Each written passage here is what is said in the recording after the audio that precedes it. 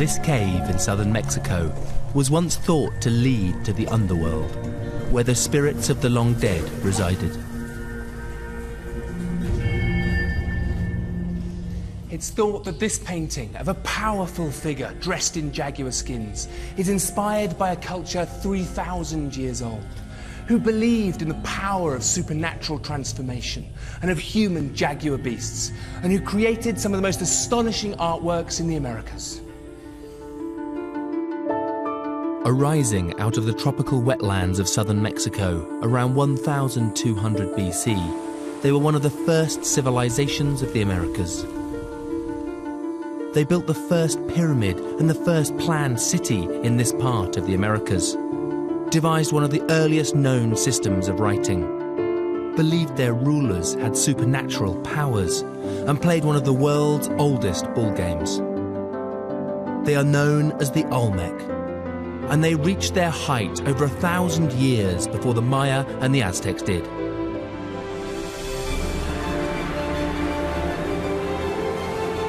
My name is Jago Cooper.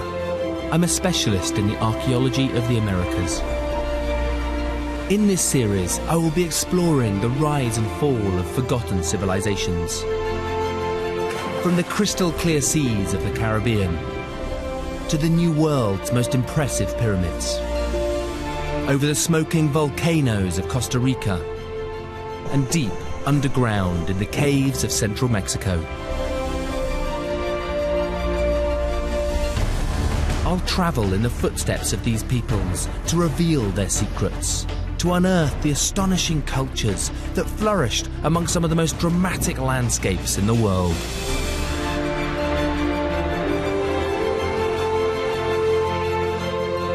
The Olmec were one of this continent's great civilizations. But 2 millennia ago, they vanished. This is a detective story, one where fragments of art and archaeology have to be pieced together to understand a people lost to time, to understand how the Olmecs arose, how they ruled 3,000 years ago, and why they created such astonishing art, is to understand the rise of civilization itself.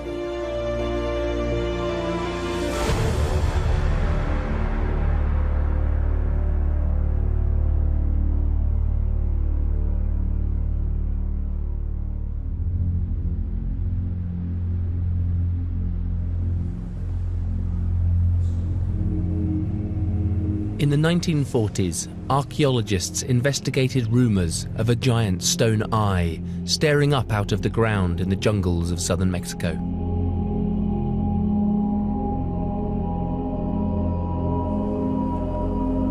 They were astonished by what they discovered.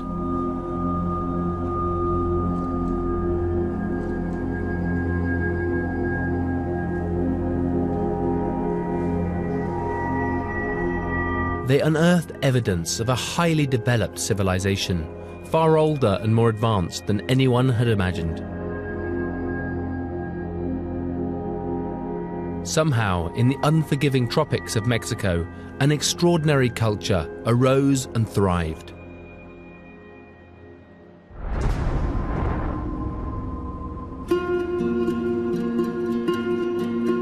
The story begins a few miles from where the giant stone heads were found, on the Gulf Coast of Mexico. Legends of a lost people are part of local folklore here. There's an old poem in the indigenous Nahuatl language that tells of a legendary land of mist, a place that is now forgotten, where once there was a civilization. But this environment of extremes obscured their story for centuries. This is a swelteringly hot and humid part of the world, prone to hurricanes and torrential downpours. Inland from here are endless expanses of swamps and jungles, and in the wet season, 1/2 metre of rain can fall in just a month. The terrain can be flooded for miles around, and so it's not the sort of place you might imagine a civilization evolving, but this is where the story of the Olmec begins. Humans first arrived in Mesoamerica, the narrow strip of land connecting North and South America, over 12,000 years ago. They were hunter-gatherers who fished and foraged along the coastline.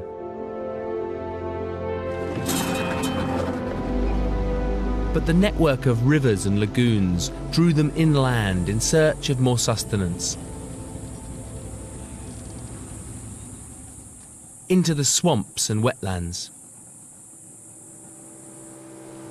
Into an environment that would change the way they existed.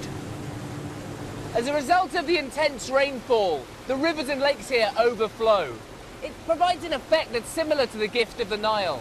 The annual floodwaters provide tons of fresh silt along these riverbanks, creating a fantastically fertile growing environment.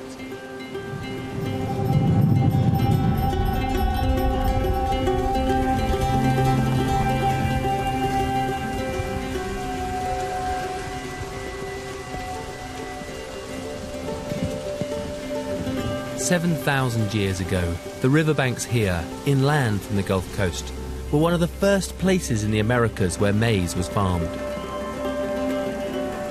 It was a crop that transformed the lives of those first hunter-gatherers. They gave up their nomadic existence and started cultivating fields. Sustained by a crop that can be harvested 3 times a year in this region, gradually, between 4 and 3000 BC, the population of the Gulf Coast grew. But the early Mesoamericans started growing more than just maize, crops that in combination did something quite remarkable. These 3 plants of maize, beans and squash have an incredibly complementary effect when they're grown together. The maize is a hardy plant that can grow in tough conditions, providing a nice straight stalk. The beans are a vine which grow round it, fixing nitrogen in the soil. And the squash grows around both, providing these broad leaves that keep down weeds. But what's perhaps more important is what's inside, because these plants, when eaten together, provide all of the sustenance that people need. That diet of these, which are called the 3 sisters, has provided the foundation of Mexican diets for thousands of years. This agricultural breakthrough, an ability to grow all the sustenance needed to survive, allowed the early predecessors of the Olmec to produce a food surplus. The first building block in the rise of a civilization. It allowed villages and farmer communities to develop. And by 1500 BC, one settlement began to evolve that was different from anything Mesoamerica had seen before. And it's the first evidence we have of Olmec culture. I'm now 25 miles inland from the Gulf Coast to see if I can find traces of the first Olmec settlement. But this is a hugely challenging environment to investigate anything in. Low-lying land here floods during the rainy season, and the reed and mud wall structures the Olmec built have all rotted away. But archaeologists have discovered that in 1200 BC, this plateau, which rises 20 metres out of the wetlands, was at the centre of the earliest Olmec settlement. It's called San Lorenzo. What's different about San Lorenzo is its sheer scale. Archaeological surveys tell us that the site was over 700 hectares, that's more than 3 square miles, with a population of around 10,000 people. There would have been houses grouped together, split up by pools and streams, rafts and canoes navigating through these watercourses. And for as far as you can see, there would have been well-irrigated fields packed with crops. It was a boom town, and no one ever went hungry. And it wasn't just the scale of San Lorenzo that surprised archaeologists. On the heights of the plateau, they unearthed something that had never been seen before so early in Mesoamerican history. I've got a map of the plateau made during the excavations of the site that marks their discoveries. And beneath my feet are the remains of a structure that was very different to the mud and thatch houses that most Olmec lived in.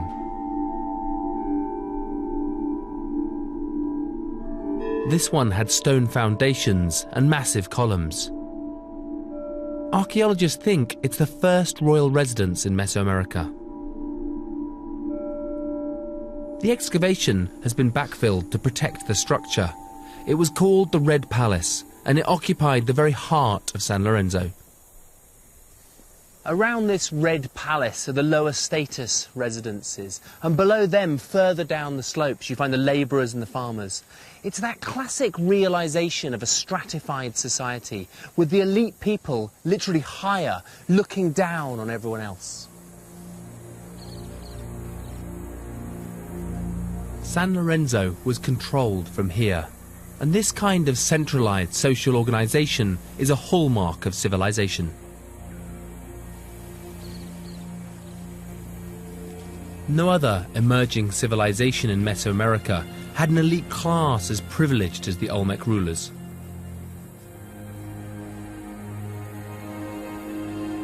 And they made their mark on society in a very striking way.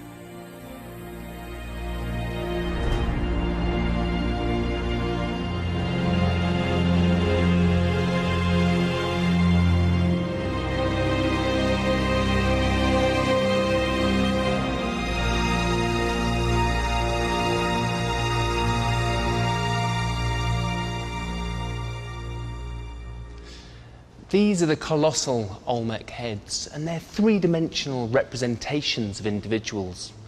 10 of them were found in a processional way leading up to the Red Palace at San Lorenzo. It's thought that they're rulers or heroes, but the way they're carved using stone tools displays an exquisite level of craftsmanship. There is no clue to their names or when they lived and died. But what makes the hairs on the back of my neck stand up is the realization that these could be the actual faces of the Olmec elite. To have had such impressive sculpture dedicated to them is a testimony to their status. And it begs the question, what was it that made these individuals so special? For people to accept a ruler to sit above them, to control their lives, there has to be something really ingrained in their imagination, their psyche, to make it acceptable. So were the Olmec doing this willingly, or were they forced to do so?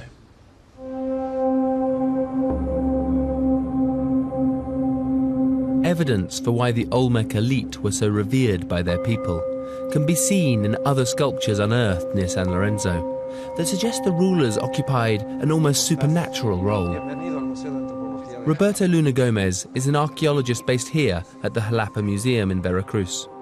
He has been studying the art of the Olmec and its meaning for over 20 years. This group of statues were all excavated together near San Lorenzo and form a tableau or scene. It shows two Olmec figures crouching before two jaguars. Al gran felino, al jaguar, que es considerado como una entidad sagrada para los Olmeca. Pero en este sentido lo que estamos apreciando precisamente en este rostro es un felino, un jaguar, una entidad que está rugiente y que simboliza precisamente el poder de los Olmeca. En principio porque los Olmeca vivieron en la jungla, en la selva tropical, y el animal más emblemático, más poderoso, más fiero es el jaguar. Entonces el jaguar se convirtió de alguna manera en el nódulo, en la parte más importante de su religión. Y sabemos es el jaguar porque tiene esos dientes, la cara, las orejas felinos, y tiene un parecido. Pero parecido para mí un poco una forma antropomórfica, ¿no? Porque hay algo un poco humano de la figura. Sí, de hecho no son precisamente felinos en la extensión completa de la palabra, más bien son felinos que están en un proceso de transformación, y ese proceso de transformación lo vemos en otras esculturas olmeca, precisamente en este mimetismo entre el hombre jaguar y el humano. Y eso precisamente es lo que los gobernantes olmeca llevaron a cabo. Los gobernantes que tenían la capacidad de transformarse en felinos, o sea, en seres mitológicos. There is a huge volume of Olmec art dedicated to illustrating their rulers' ability to assume the power of the jaguar, to become half human, half beast, or were-jaguar. They would have been seen daily by the Olmec people at sites like San Lorenzo, a public display of power. This sculpture shows a ruler in mid-transformation turning into a jaguar before our very eyes. The infant in this greenstone figure also hints at lineage, the passing down of power within the elite, inherited legitimacy. If the public art suggested that the leaders possessed supernatural powers, their rituals and ceremonies seem to have reinforced that impression yet further. This exquisite face is made of solid jadeite, a rare green stone, and was worn as a mask. Por los indicios que tenemos, los agujeros para sostenerla y los agujeros donde van los ojos, la nariz y la boca humanas, sí pudieran servir para algún tipo de ceremonia para ser utilizado por algún gobernante olmeca. Sí, no, cosa interesante. Y que presentan los símbolos, los íconos que son el maíz. Ah, sí. 1, 2, 3, 4 cartuchos del maíz. El maíz, que es una planta sacralizada por los olmeca. Y también con este maíz sobre las mejillas tiene esta idea de vínculo entre el agua, fertilidad de la cultura y también de la agricultura. Sí, evidentemente esto es el sinónimo de la importancia de la agricultura, del maíz, dentro de la civilización olmeca. These masks directly linked their wearer to the successful harvest, a fundamental aspect of Olmec society. De su descendencia y que seguramente se vinculaba a los gobernantes, a los héroes de esta enigmática civilización.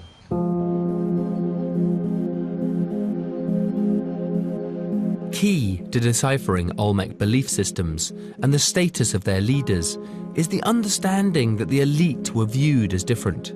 They were thought to have a special relationship with powerful beasts and supernatural forces.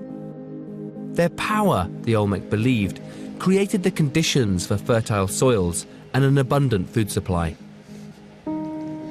This is an altar stone or throne found in one of San Lorenzo's public plazas.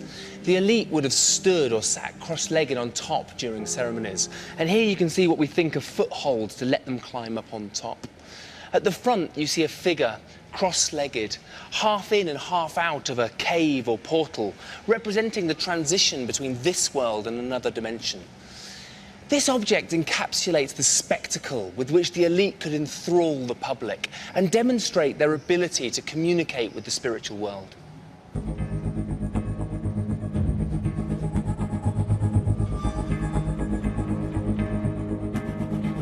Through public and ceremonial art, the Olmec were expressing a shared belief system, one that kept their social structure and order in place. This is another defining element of civilization. But the process of creating all this monumental stone sculpture tells us even more about them. The craftsmanship required to carve it is one thing, but acquiring the stone is quite another. There is no source of rock or quarries in the Olmec marshland realm. The heads are made from a volcanic basalt rock, and the nearest source lies 40 miles northwest of San Lorenzo, at a place called Llano de Jicaro. We're just entering into the foothills of the Tuxtla Mountains, and this is the first outcrop of basalt that you find near to San Lorenzo. So somewhere around here is meant to be the quarry where we know lots of the stone monuments of the Olmec at San Lorenzo were made.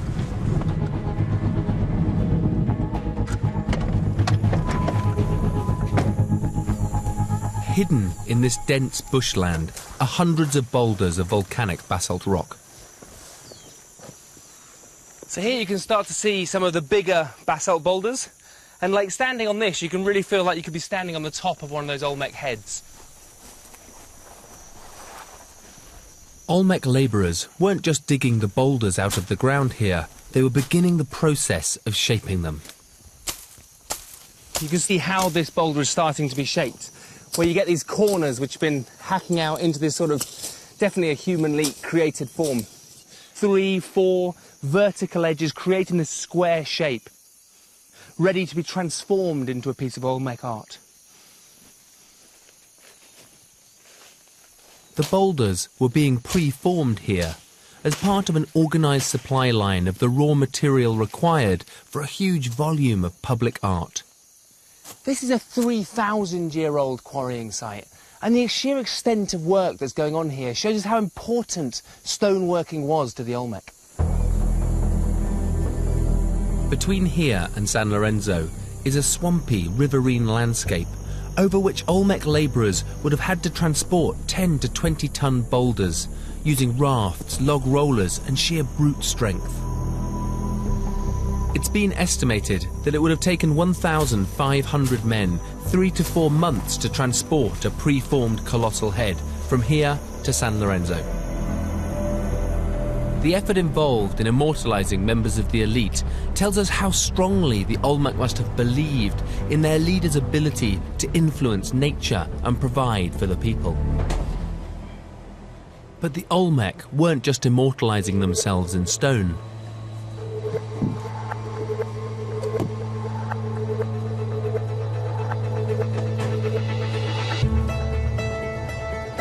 Stored in an air-conditioned facility in the Museum of Santiago in the Tuxtla Mountains is an astonishing and very rare set of artefacts that I'm getting extremely privileged access to examine.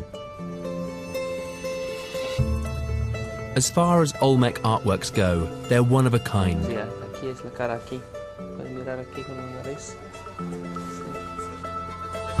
And they offer another fragment of evidence to help us understand Olmec belief systems. These exquisite faces and heads have been carved from wood, a material that would normally have rotted away. But these were discovered preserved in the mud of a bog near San Lorenzo.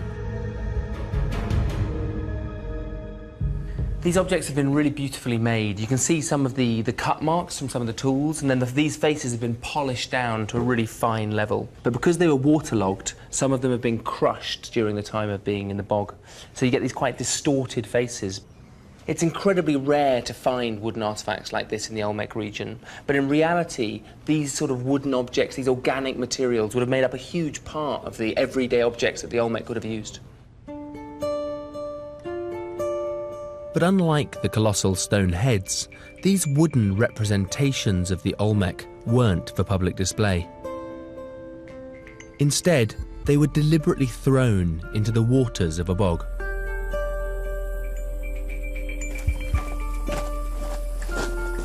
They were cast in as an offering to the spirit world. In the Olmec realm of swamps, lagoons and rivers that surrounded San Lorenzo, water was everywhere.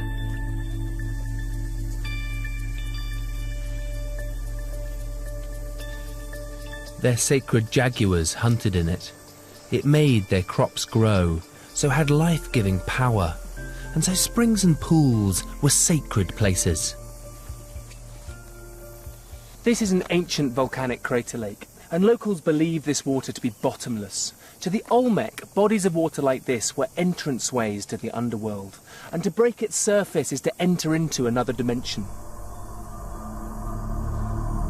This underworld was where the Olmec believed their ancestors resided. By casting objects like the wooden heads into a lake like this, or a watery bog, they were making offerings to them. This practice tells us that the Olmec worshipped their ancestors, and that by remembering them, they empowered and legitimized their civilization. Other artifacts recovered from these Olmec underworlds have made it possible to see even more clearly how sophisticated their society was.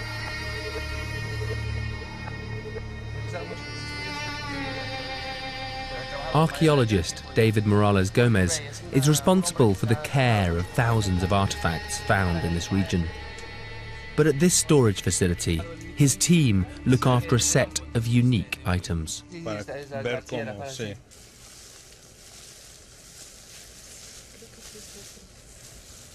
Qué bien. No está muy bonita. These spheres are made of solid rubber, and along with the wooden busts, were made as offerings to the underworld 3,500 years ago. Entonces, el hule entre la cultura Olmec, ¿por qué piensa que están usando como una ofrenda? Bueno, también se les llama a los olmecas de la gente del hule porque están en la región donde se encuentra muchísimo hule. Es la evidencia más grande que se tiene del hule y luego ya viene el comercio del hule en Mesoamérica. ¿Y piensas que el material de hule tiene algo significado entre la cultura? Porque viene como un líquido del árbol, se va más sólido en una forma. ¿Piensas que este material, las calidades del material, tienen algo de significado en la cultura? Pues, por supuesto que sí, porque los árboles son la vida. Entonces sí hay un significado del hule en asociación a la vida. Y básicamente está en la región del jaguar. El jaguar representa la fertilidad. Entonces está en una región muy importante donde surge el hule. This is the first time that these balls have ever been filmed or seen on television, and they represent something much more than just an offering. This is one of the earliest rubber balls in the world. It dates to 1600 BC. People were using rubber in the Americas over 3,000 years before it was introduced into Europe. And the Olmec were playing one of the world's first sports. This example is the start of an incredibly important tradition here in the region, the Mesoamerican bull game.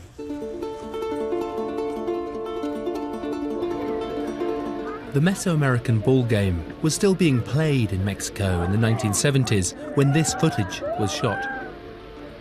The object was to keep the ball in play, moving it in the air at all times using your hips or arms. But for the Olmec, it served a greater purpose than just sport. El ritual de la pelota es un ritual, el juego de la pelota. Entonces la bola es muy importante en el ritual y son dos hombres de cada lado orientados hacia los puntos cardinales los que están en la asociación al juego de la pelota y simboliza el sol. Y es muy interesante porque probablemente son los orígenes del juego de pelota en todo Mesoamérica. Y en Mesoamérica no hay hule más que en esta región.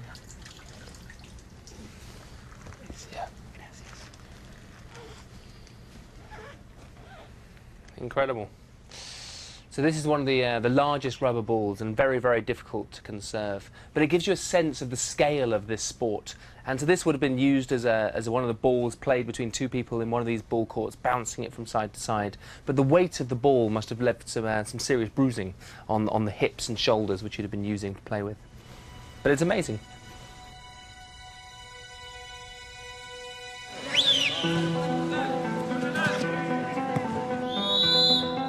The legacy of the Olmec bull game can be seen today in modern Mexico, where the ritual of bull sport remains just as much a part of society as it was 3,000 years ago. The rubber balls really represent the earliest sport in the Americas, but sport is crucial, I think, to any society. And within the Olmec, we start to see the origins of that sport play out. Because as societies grow, as populations grow, we need other people to represent us, represent our communities. And that's what football teams do. They represent communities, regions, countries even.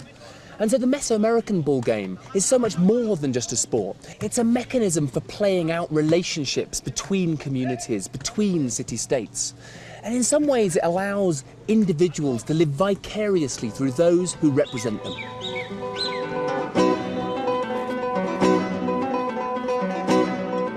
I've been invited to represent a local team.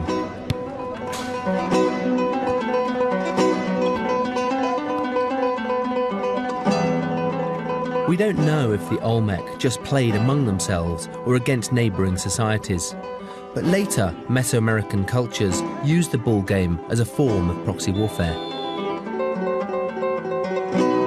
As there's very little evidence that the Olmec were ever engaged in military conflict, it may have been that to them their bull game was a means of resolving disputes as well as a ritual spectacle.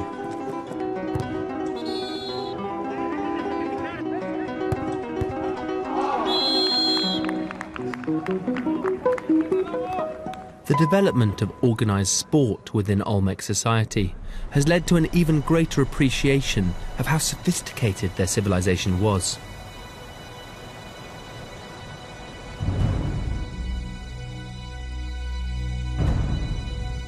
When you take in the complexity of Olmec art, their spiritual beliefs and social organisation, you really do have to remind yourself that this was happening 3,000 years ago.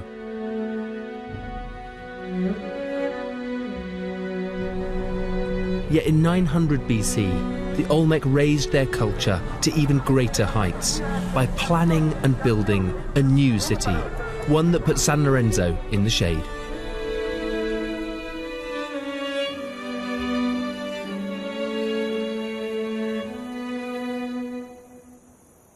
The Olmec chose a site 30 miles northeast of San Lorenzo for this city, at a place called La Venta.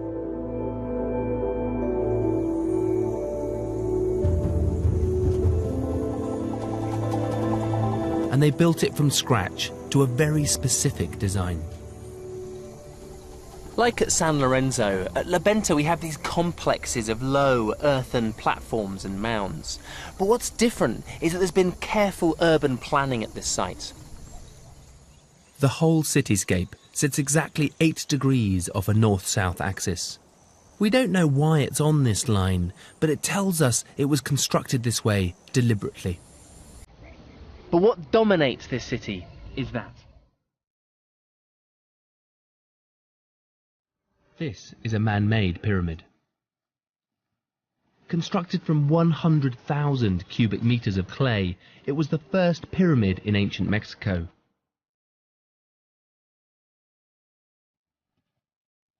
Starting a tradition that would last 2,000 years. Building it would have been a massive civic project requiring thousands of labourers, all of whom would have needed food and sustenance. So this pyramid demonstrates that the Olmec were still generating huge food surpluses from their rich floodplain farmlands. It can be seen from miles around. It's clear that by 900 BC, the Olmec had become a supremely confident society. Rebecca Gonzalez has been the lead archaeologist working at La Venta for the last 20 years. It's a huge site, the first urban planned city in Mesoamerica. It's a display of power, basically. The whole architecture, the whole layout of the site, it's telling you we are here, we have the manpower, we have the ideas and the architects and everything to do this. One of the first things Rebecca did when she came here 20 years ago was to create a map of the city's layout. So this is the map. It gives you a sense of the scale of the site, because if you look at the scale, it's 200 metres. I mean, this is running for almost, more than a kilometre. More than a kilometre. We're standing on the Acropolis, facing a 4-hectare plaza, which was probably used for public ceremonies. And we cannot see the rest of the site because it's covered with vegetation, but it has been mapped. So that gives you an idea that it would be 100, maybe thousands of people who could fit into that plaza in front of the pyramid, looking at this spectacle. So there must have been a big population here. There are estimates that there might have been 10,000 people here. But no, you can absolutely see it. No, it really gives a sense of the urban environment and the creation of an urban landscape. You see so many things here that are continued on within wider Mesoamerican cultures for thousands of years to come. Yeah. What percentage of this site do you think has been excavated scientifically? Not even 1%. Right. Not even 1%. We have excavated very, very, very little. Rebecca's map of the site not only gives a sense of scale, but shows us how it was built to hold huge ceremonial gatherings. Dozens of pieces of art have been found here, some relating to or depicting Olmec rituals and ceremonies. And one set of finds tells us that at La Venta, the Olmec were making more extravagant ritual offerings than ever before. Tons and tons of serpentine rock, much of it shaped into beautiful axe heads, was buried in a massive offering pit at the foot of the pyramid. This huge pit that was dug between 4 and 7 meters deep, and then rows of serpentine blocks were deposited.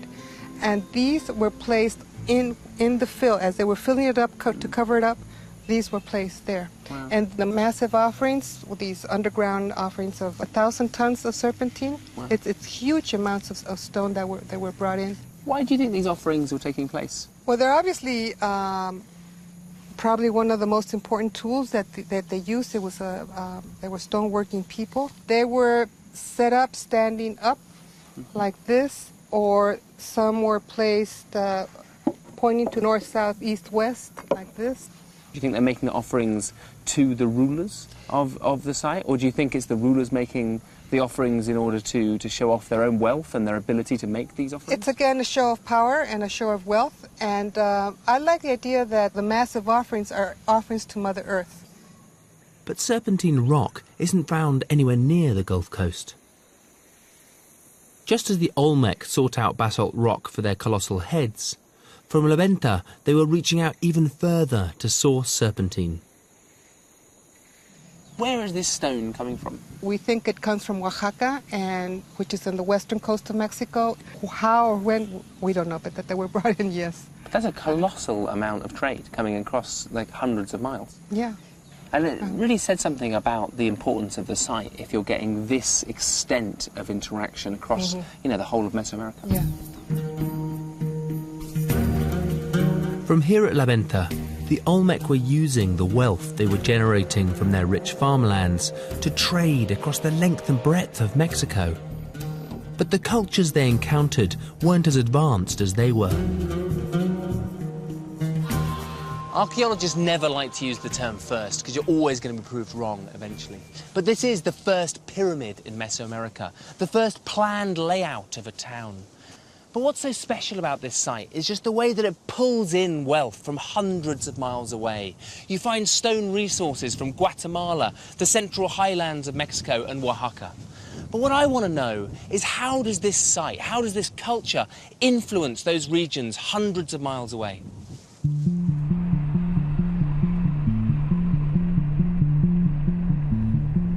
I'm travelling 400 miles west of La Venta, on a journey that would have taken the Olmec the best part of a month on foot, to a gap in the mountains that allows access between East and West Mexico, called Chalcatzingo.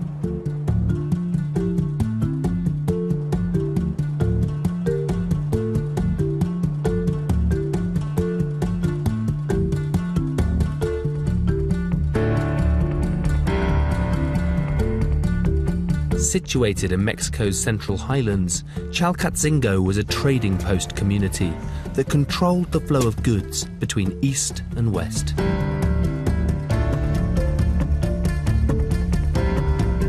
The Olmec came to this area to acquire serpentine.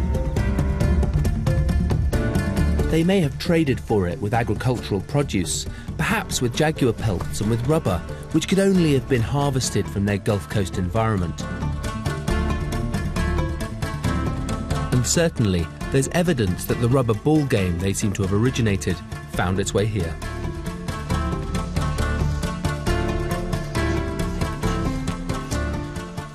So this is a classic example of a Mesoamerican ball court. Here in the middle is where the game would actually have been played, with maybe 2 to 4 players on each side of the team, and the rubber ball would have been bounced up and down this channel. But what's quite interesting about this particular ball court is it has these raised ramps up the side. So from up here, you can get a picture of what this game would have looked like. An audience perhaps up on this hill, looking down on the players playing within this channel, the rubber ball bouncing up and down. But it's more than just the relationship between the players and the spectators. It's about the positioning of this court itself, because it's located in the heart of the ceremonial centre, just metres from this stepped pyramid. So it gives us a sense of how important the ball game is within Mesoamerican society. And if we think back to the rubber balls we saw from Manatí 1,600 years before Christ, this game is something that lasts within Mesoamerica and Mesoamerican culture for thousands of years. Tellingly, it seems the Olmec came here as influential traders rather than military conquerors. Yet it seems they had a profound impact here, and the evidence can be found carved into the mountainside.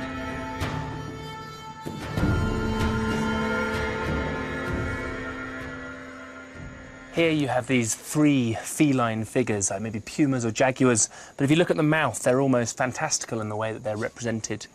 And things like these cats, these feline figures, they're not indigenous to this area. So we're getting this sense of iconography and art and ideas being brought into this region. There are over 30 elaborate carvings in the rock here at Chalcatzingo. But did the Olmec who came here create them? Or were they carved by the people of Chalcatzingo themselves, having been inspired by Olmec iconography?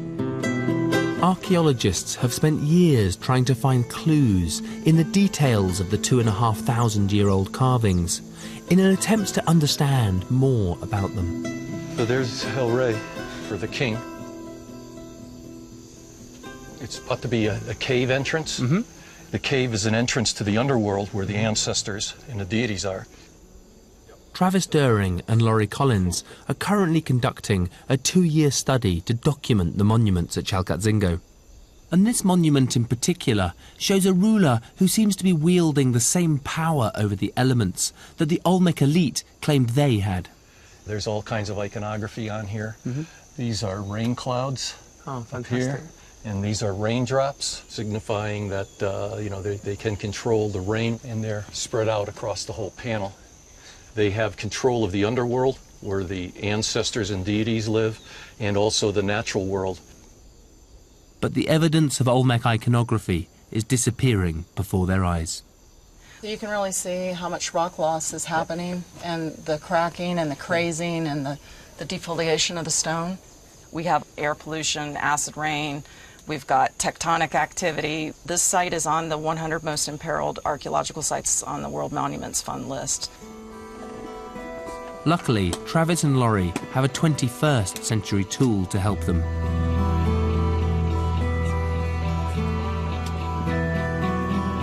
This piece of kit is the latest in 3D laser scanning technology. In the past, archaeologists might have photographed or taken a plaster cast of the carving. But now we can record it in a far more accurate way. It shoots out a beam, the beam returns to the machine, and it has an accuracy level of 2 millimeters or less.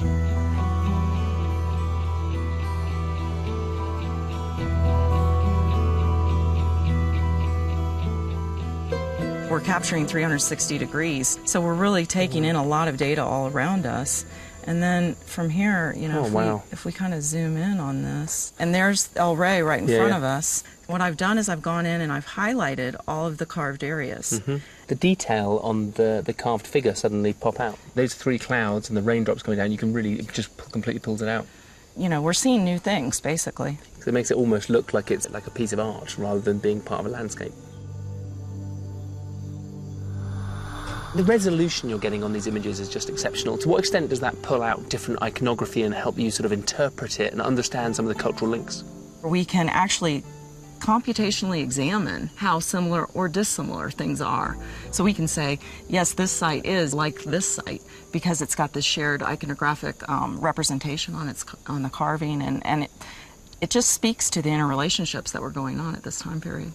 Because stylistically, you can see connections between this rock art and all across the Gulf Coast and the Olmec heartland.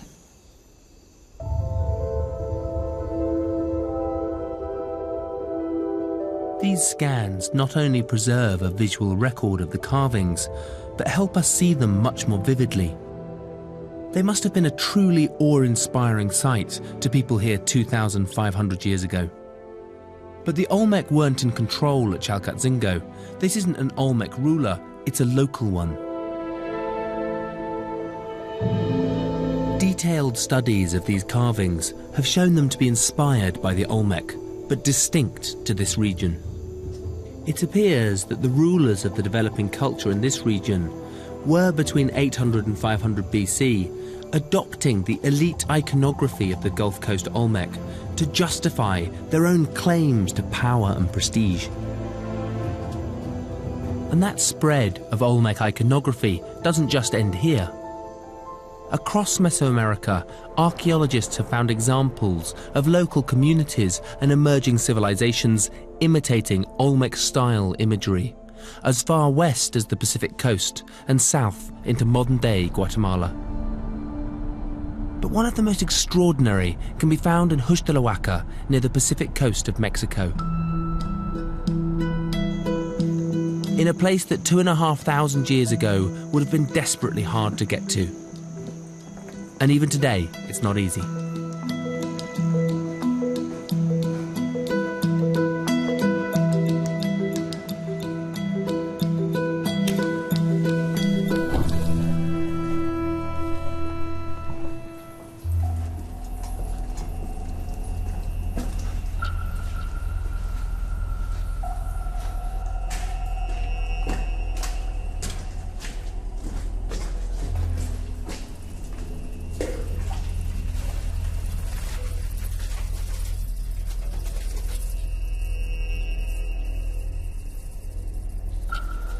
These caves are sacred places that chime with the Olmec view that water pools and fissures in the earth are entranceways into the underworld, a portal into another dimension.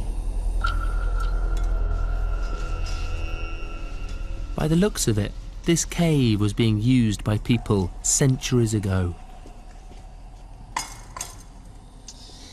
Down here you can see a skeleton that has been fossilized over time. Now it's turned into this sort of mineral remnants of what was once there.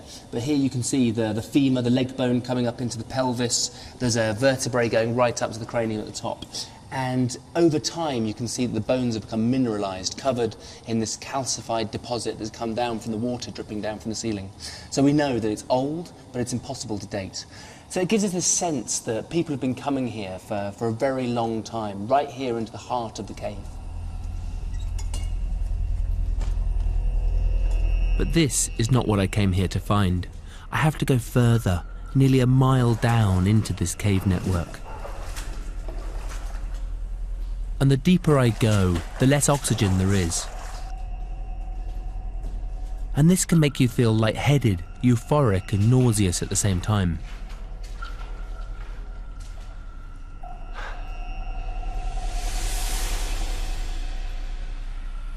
Okay, so here it is. This cave painting, or pictograph, has always been associated with the Olmec. It's of this powerful figure that you can see with this cape standing up with this red and yellow tunic. What I really like, though, is the details on the cape, the legs and the hands. These spotted yellow and black coverings, which are clearly jaguar pelts. In the hands, holding some sort of rope, looking towards a figure just down there, either cowed or bent down, sitting down. And this has been interpreted either as an evidence of power, of this powerful elite figure subjugating this poor little person next to them, or it's of lineage, of someone coming here to accept the power of their ancestry.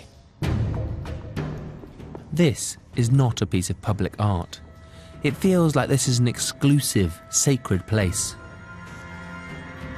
Were future leaders brought down into this underworld as part of an initiation ceremony? Perhaps to be taught about their lineage, that they were descended from the jaguar, and that this was justification for their status as a ruler. You know, it's a bloody long way to get down to this cave. Why are these people coming down here to see these paintings on the walls? It has a real sense of people coming to tap in with their ancestors and understand the power of their culture.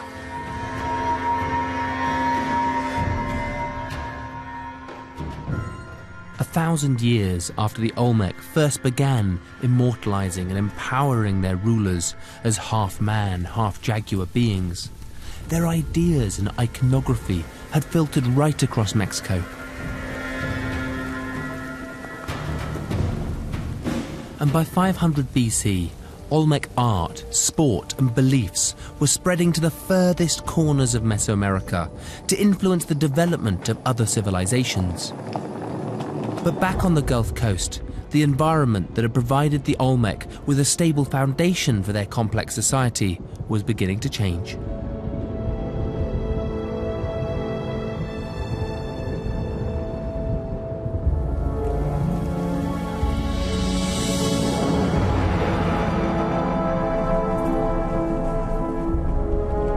Olmec had risen up thanks to their ability to produce a food surplus.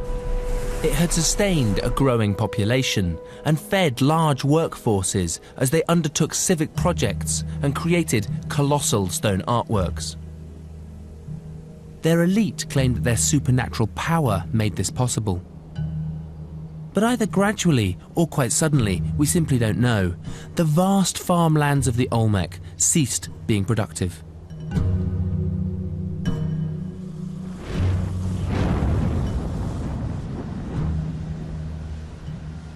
There's an almost industrial scale of production, clearing away all the vegetation, creating these huge fields reliant on irrigation channels.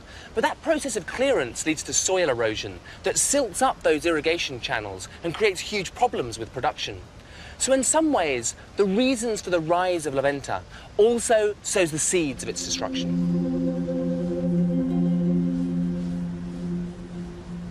By 400 BC, La Venta had been abandoned, and the demise of the city meant the demise of the Olmec elite themselves.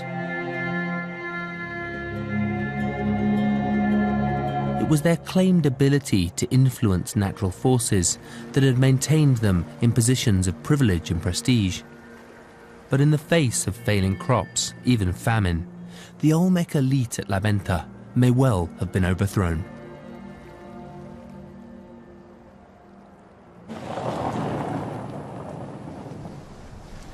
This idea about La Venta tells us a fundamental truth about civilization. I think that the Olmec allowed themselves to be ruled. It's the people who keep their rulers in place. And if those rulers fail, they can be overthrown. But this wasn't the end of the Olmec civilization. They rebuilt and entered a new phase.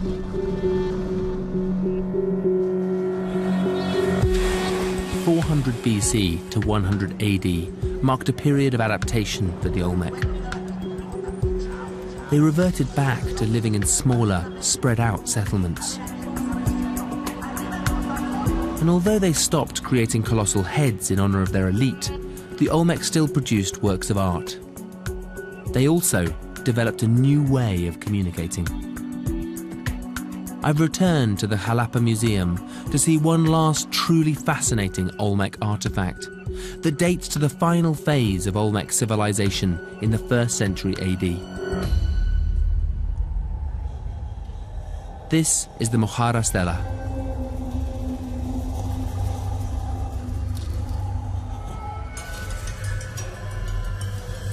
The stone not only features a carving of a remarkable figure in a headdress, it's also covered in hundreds of symbols. Archaeologist Lourdes Boudard believes these represent another first for the Olmec.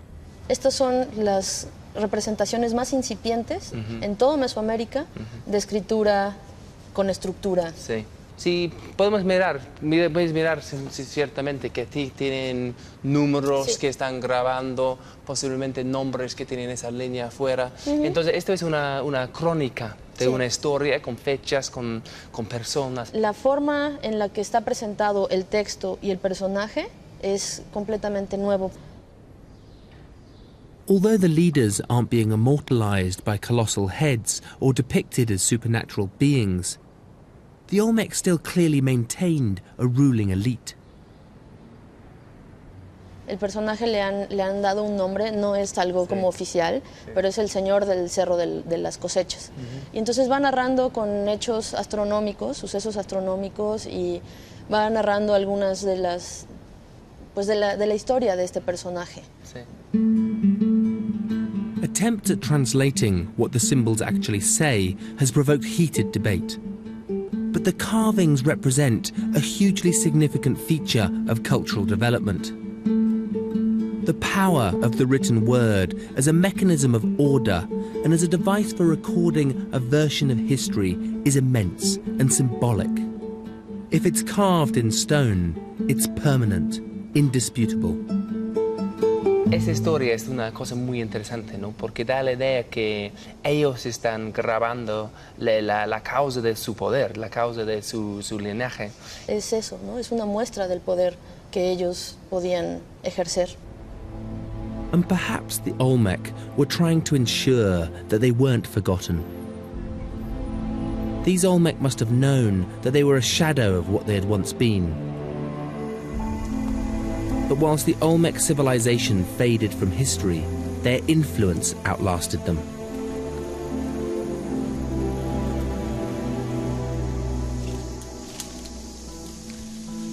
When archaeologists discovered the colossal heads, sculptures and carvings in the jungles of the Gulf Coast of Mexico, it was assumed they were Mayan. But over the decades, archaeologists have begun to discover and celebrate the uniqueness of Olmec culture and its antiquity. And this has led to a series of startling discoveries about the nature of the relationship between the Olmec and the Maya.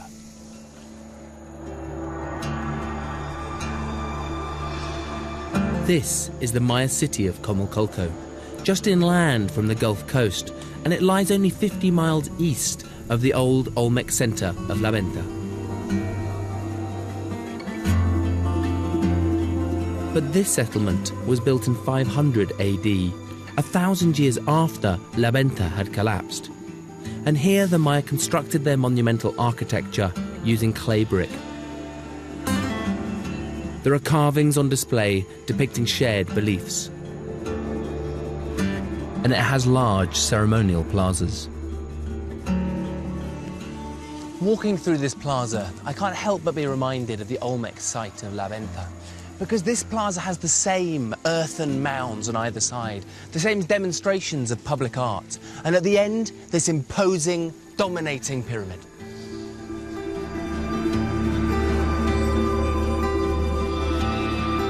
There are dozens of pyramids in Mexico, built by different Mesoamerican cultures, but the Olmec are credited for building the first. The cultural innovations of the Olmec didn't disappear with them. They weren't reinvented by the Maya. City planning, the centralization of economic and agricultural resources, the creations of elite power and divine religion, and the affirmation of these through public art and ceremony. These social institutions of the Olmec remained with the people of this region, morphing through time to become ever more sophisticated and complex.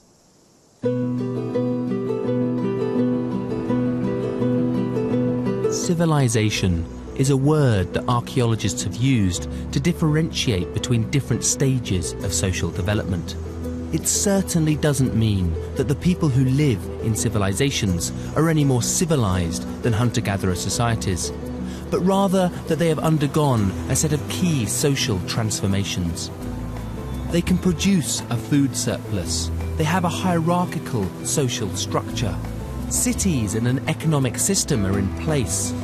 They express shared beliefs and ideas through art, writing, and ceremonial events.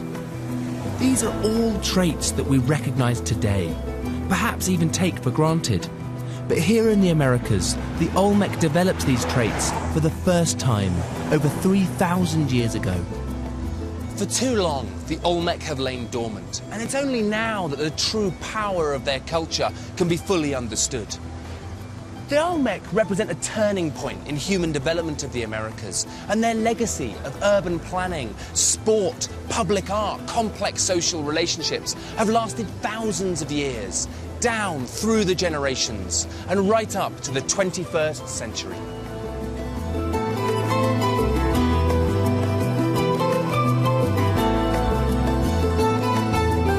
Shying away from an unknown future, we meet the teens seeking solace online and the parents trying desperately to cure them of their obsession. Web Junkies, China's Addicted Teens is brand new from Storyville, next.